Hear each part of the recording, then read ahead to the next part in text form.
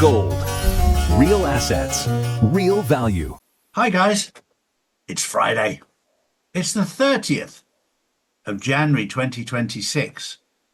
So much is happening right now, none more so than what's happening in the world of gold and silver. Something I've been talking about now for 5 years. But we're seeing the way that gold and silver have risen in price dramatically over the past few months. But also how America is desperately trying to suppress the price because they bet against it and they're now being exposed. And if you imagine in very simple terms, a child with a helium balloon, China is supplying the helium, and America is the child trying to pull it back down to earth again.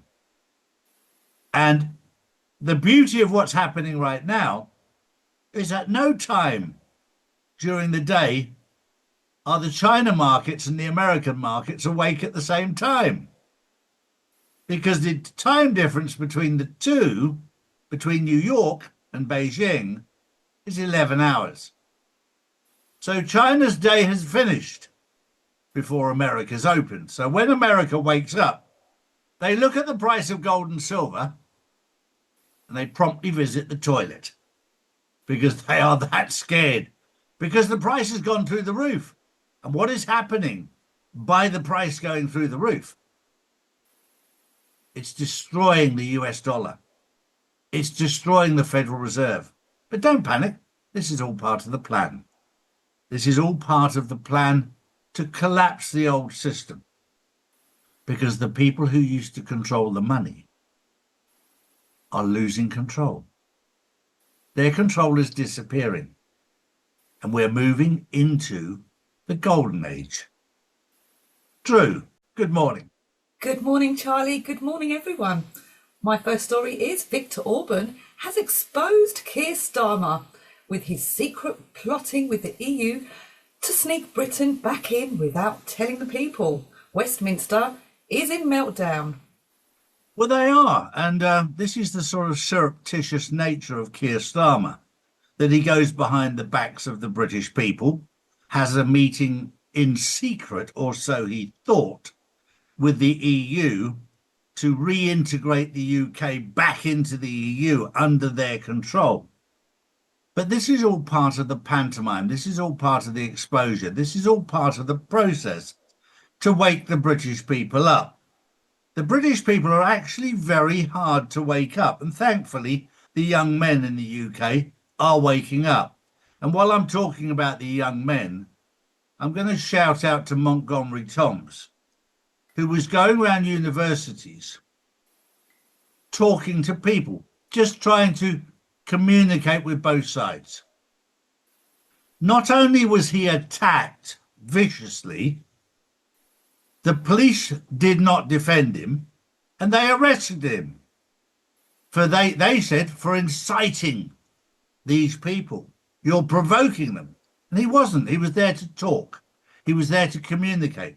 The one thing that we learn on this whole journey, those on the right are right, and they're willing to talk. Those on the left are left behind.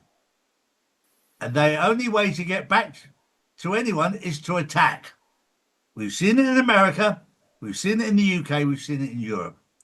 These people, their way to resolve a problem is to attack, to murder, to kill, to injure. Is that the world you want to live in? It's not the world I want to live in. Drew. Well, Keir Starmer, he does a lot with his back door. Next up, a convicted Islamist extremist is running for local office in Birmingham. Shahid Butt, previously jailed over a terror plot in Yemen, saying voters should ignore his past and calls himself the ideal candidate. But he's under fire after telling young supporters to knock their enemies' teeth out if confronted. He denies terror wrongdoing, but the backlash is still growing fast as election day approaches. This is all part of the pantomime. because the British people are very, very hard to wake up. And there's a reason for that. Because the British people, because of the weather, tend to sit on the sofa and watch the television. So they're very, very easy to manipulate their thought process, because they just sit there and watch the telly because there's nothing better to do. Slightly different for us in Spain. When we have nice weather, we're out and about, so we don't have the time to watch the telly. So we're not as programmed. But a very, very important story. And another British story which should wake people up. But the problem is with the British people, you can't say anything to them about the royal family because they love the kiddie fiddlers that are the British royal family, allegedly. But there's a piece of land that's owned by King Charles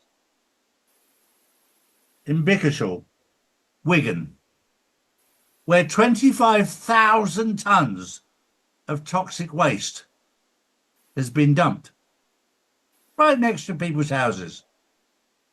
And Prince Charles is doing nothing about it.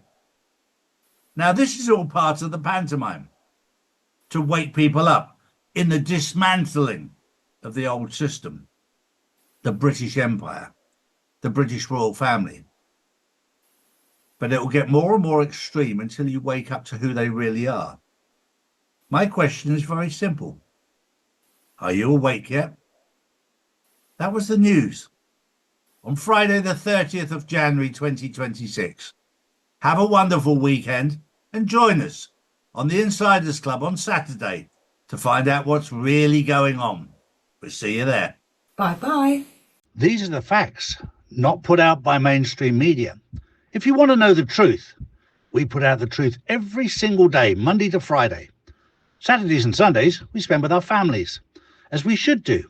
So if you want to know the truth, come to charlieward.com and see real news daily.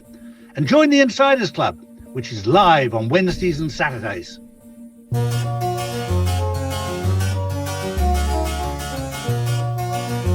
Noble Gold for those that are based in America and Canada.